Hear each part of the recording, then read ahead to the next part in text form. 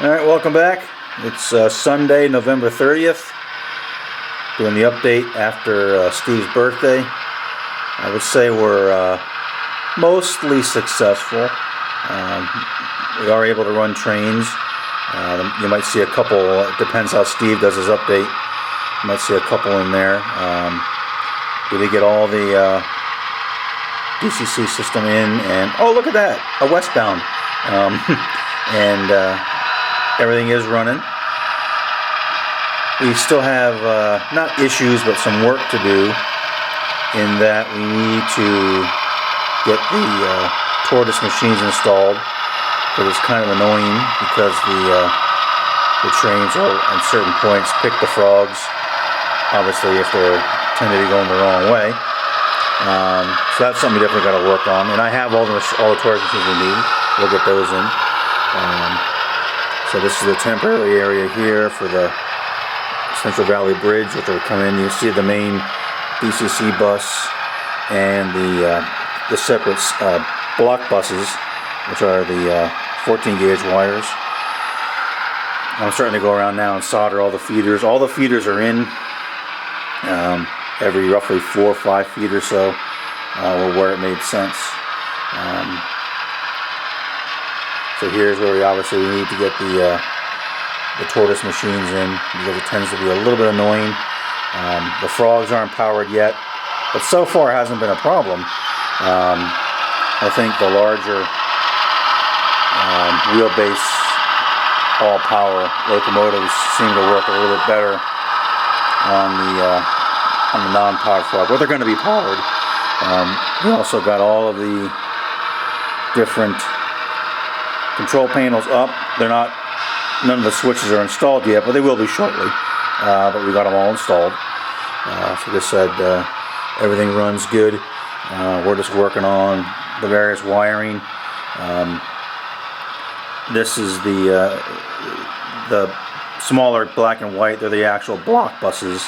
The large 12 is the main power bus. I use the suitcase connector here for basically for the returns, and then this is the feeders for the blocks, which are eventually this mess down here. Right now it's really a mess, but this is where the ODMB is going to go. So as of right now, it's just kind of cobbled together on a terminal board. This will be much neater.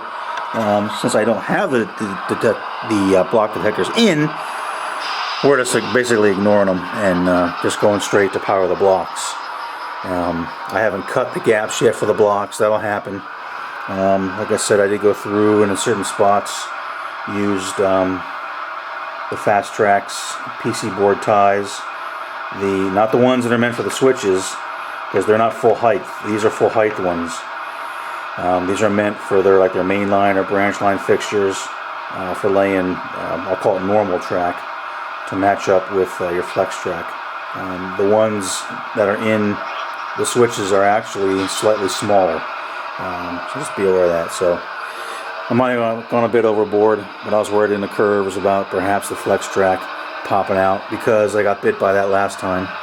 So like I said, need to get all the machines in, but it does run. Everything runs fairly well. We still have the gaping chasm here. We tried something that didn't work out too well. So we need to get something done, because we still can't run a complete loop. Most of the interlockings are just temporary track right now, because don't yet have all the crossovers made. So that's another big thing we gotta do, is make 3 more sets of crossovers.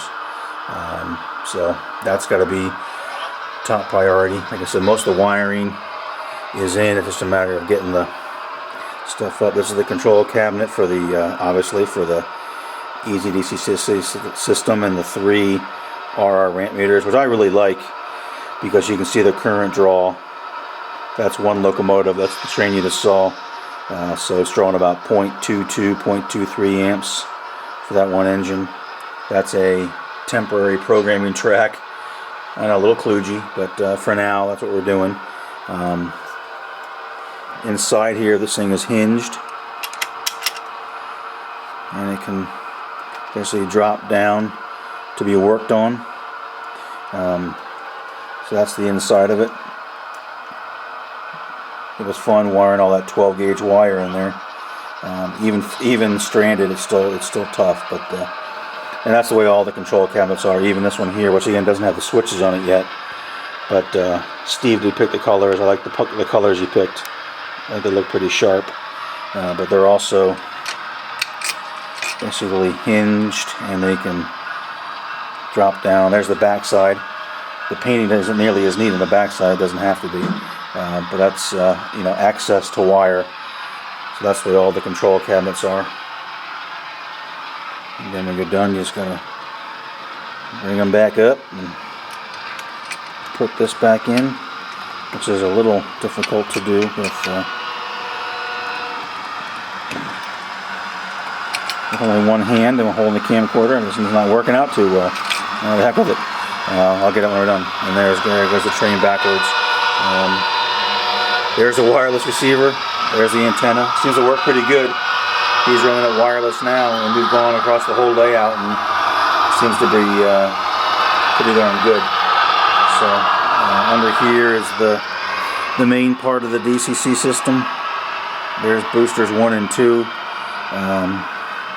So there's the power distribution box that I put in.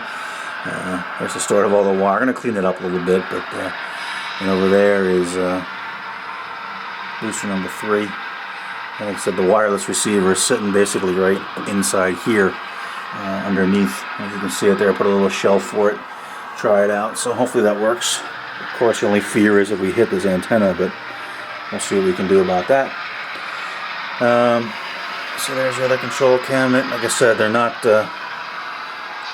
yet. The components aren't in, but that's for Pittsfield. And again, the interlocking here in Pittsfield is not yet in. Temporary track, and for some reason he is running backwards. This is a little cart that we made up when you're going to run 12 and 14 gauge wire, especially solid wire. Spooling it off is a real pain. This is a cart that I made up. I was going to use it for my power supply for the layout, but actually it works out better as a little cart for my compressor. So what I'm going to do is, sorry about that. I'm not sure when to cut off. This is the cart that I made up for my air compressor, but also using it for wire spools for the 12 gauge on the left and the 14 on the right. We just cut a hole, put an aluminum rod that I had laying around the garage in there. Much easier when you're spooling off wire for all the long runs, because we made them all continuous runs around the whole layout. So here's the other control panel. Again, not yet nothing installed, but getting there. Pretty much ready to go. So that's the biggest thing. So things are moving along fairly well. Still have a lot of work to do. Just one quick note for folks out there who like me like to use suitcase connectors. These are 5/6/7s. These are good. What I was wanting to do was actually run the 20 gauge returns into them, but you can't, because they're only good. They're 12/10 for the run, and for the tap they're 18 to 14, so you only can go down to a 14 size wire. So I don't have any other connectors, and these obviously won't take a 12. These are 3M 5/5/8, and they're only good for the range of, I should say the range they're good for is 22 to 16, so I obviously can't use that. And even on the 14 gauge sub bus, I can't use them, because I tried it and it doesn't work. It's only good down to 16. It won't. 14's too big, so I might need to buy some different ones, which I know what they are. But for now, I've just been soldering them. So just be aware of that. Make sure you. I kind of didn't really think a lot about the actual sizes I was going to use for my feeders. I'm using 20 gauge for the feeders, 14 for the block bus, 12 for the main power bus. So these are okay.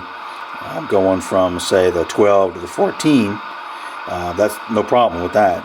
But it's not going to the feeder.